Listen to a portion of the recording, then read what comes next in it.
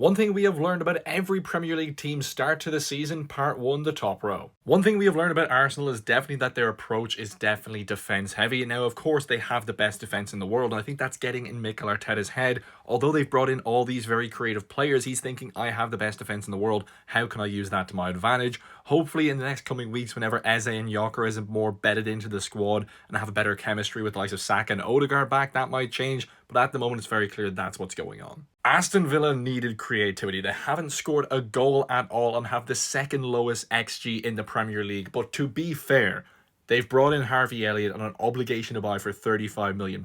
I think that is one of the most underrated signings of the transfer window. I think he is fantastic at a great age, great fee, and I think he can play all across the back line behind the striker effectively and will partner Ollie Watkins fantastically. We've learned that Bournemouth and Andoni Iraola are just completely fine with their back line being shredded apart. Petrovic come in pretty solid. Diakite better than I was expecting, but €35 million.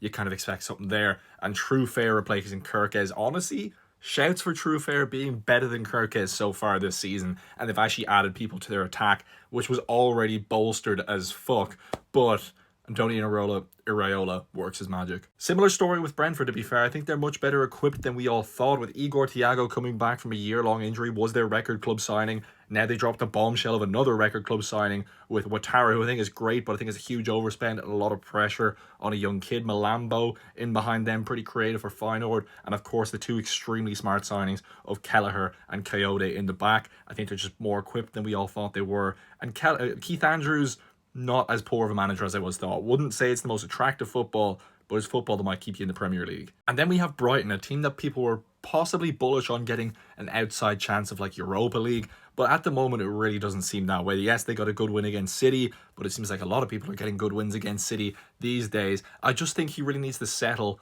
on a squad and stick to it. Maybe pick 14, 15 players.